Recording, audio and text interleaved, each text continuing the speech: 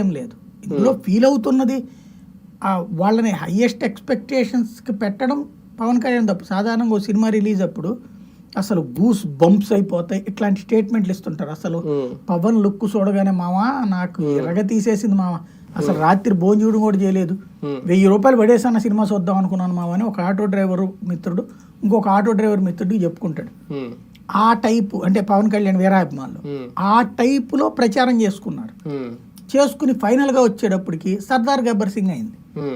అజ్ఞాతవాసిన ఆ స్థాయికి వెళ్ళింది. అంటే వాళ్ళు ఊహించింది గబ్బర్ సింగ్ ఖుషి, కానీ ఇక్కడ అజ్ఞాతవాసిను సర్దార్ గబ్బర్ సింగ్ అయింది. కాబట్టి కనీసం వాళ్ళు అదేదో ప్లేడర్ సినిమా వచ్చింది కదా ఈ మధ్యన, ఆ వకీల్ సాబ్ స్థాయి అన్న ఉంటది అనుకున్నారు, అది యావరేజ్ కాబట్టి. కనీసం అత్తారింటికి దారేది టైప్లోనేమో ప్రచారం చేశారు. అంటే అత్తారింటికి దారేది ఫైనాన్షియల్ గా సక్సెస్ కాలేదన్నారు కదా అప్పుడు, కానీ మంచి super hit talk Attarintiki Daredi talk తీసుకొచ్చి అజ్ఞాతవాసి రిజల్ట్ ఇచ్చారు పవన్ కళ్యాణ్.